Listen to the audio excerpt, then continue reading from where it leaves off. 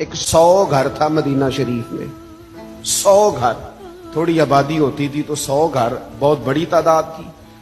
100 گھر کے اندر 2 وقت کھانا بھی جاتا تھا, کپڑوں کا خرچ بھی ملتا تھا ان غربا کو. اور مدینہ میں, محبوب کے شہر نور میں, کون دے جاتا تھا پتہ کوئی نہیں. ایک نقاب پوش آتا, نام پوچھتے تو وہ ناراض ہو جاتا. پھر اچانک وہ کھانا آنا بند ہوا, سالوں آتا رہا.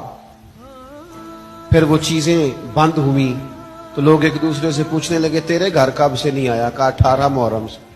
تیرے گھر کب سے نہیں آیا؟ 18 محرم سے. تیرے گھر کب سے نہیں آیا؟ 18 محرم سے. وہ جب ایک دوسرے کو تفصیلات بتانے لگے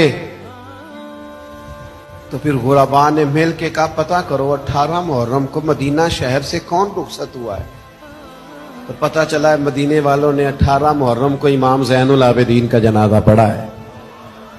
محبوب پاک صلی اللہ علیہ وسلم کی اولاد پاک کے یہ شہزادے 100 گھروں میں کھانا پہنچاتے تھے چہرے پہ نقاب ڈال کے, اس لیے کہ تصویروں کا شوق نہیں, اخبار کی سرخیوں کا ذائقہ نہیں, فیس بک کا پیج چلانے کے شوقین نہیں.